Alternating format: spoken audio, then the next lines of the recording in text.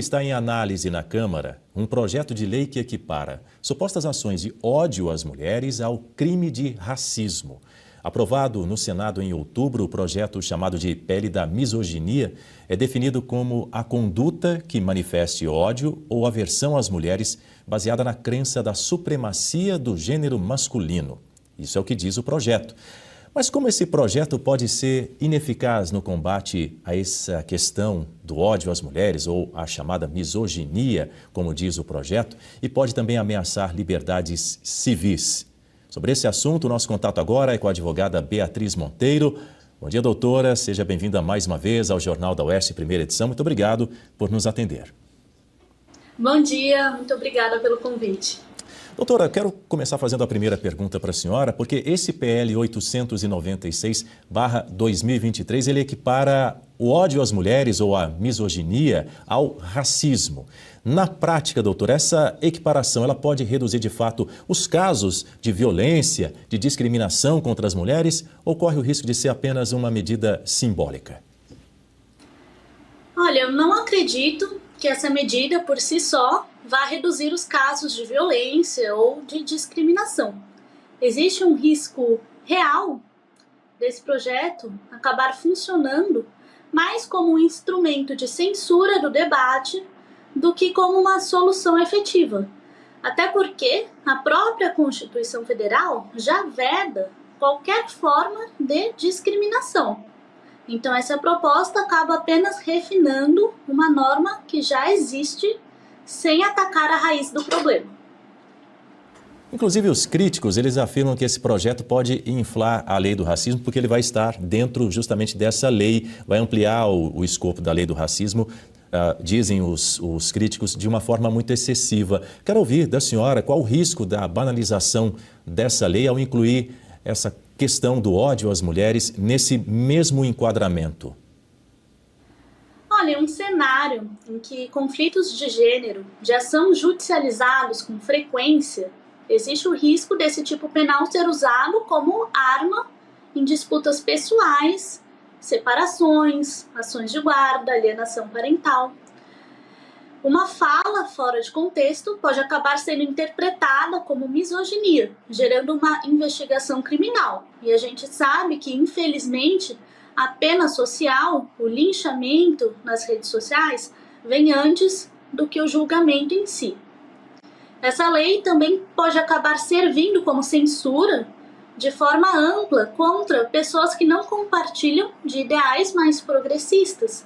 E o pensamento crítico pode acabar sendo confundido com ódio e o debate ser praticamente impossível.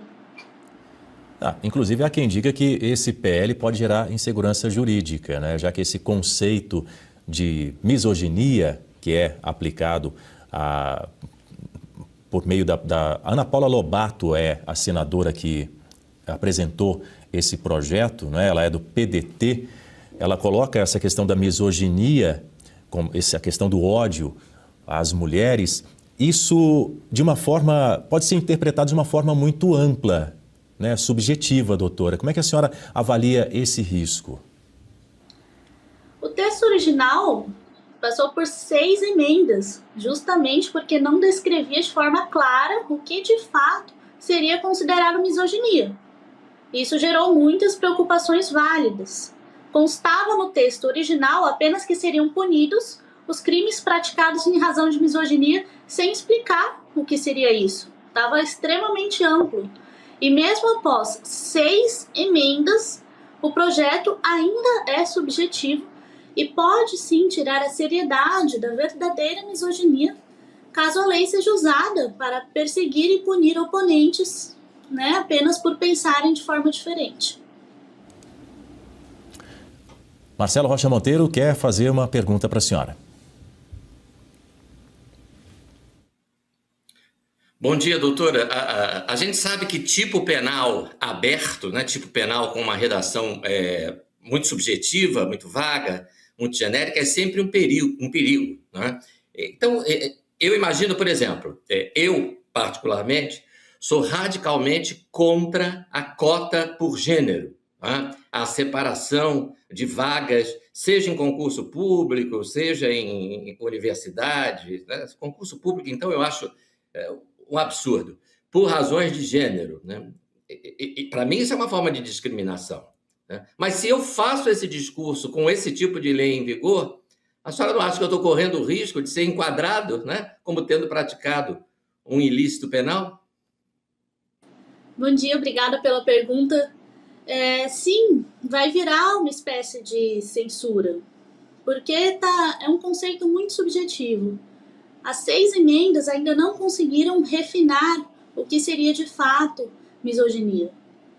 Fizeram um artigo a mais indicando que o pensamento crítico, que a discordância motivada não seria considerado misoginia. Mas uma coisa é o que diz o texto e outra coisa é como será aplicado na prática. Então, realmente, será perigoso algumas pessoas sofrerem esse tipo de acusação. Ainda sobre esse ponto, do ponto de vista das liberdades civis, tem a possibilidade de que essas manifestações críticas, essas opiniões, sejam de fato criminalizadas sob a acusação de misoginia? A senhora já disse que passou por seis aditivos aí esse projeto, mas ainda não chegou-se ainda a um consenso. Eu queria entender onde é que estaria a linha entre liberdade de expressão e crime. Então, nessa emenda que eu comentei, ficou acrescentado que a lei não punirá a crítica legítima, a divergência de opinião ou a manifestação de convicção moral ou religiosa, desde que não haja intenção de incitar, discriminar, hostilizar mulheres. Porém, nós não sabemos como a lei será aplicada. Eu penso que as acusações dependerão muito mais de quem está falando do que, de fato, o que está sendo dito.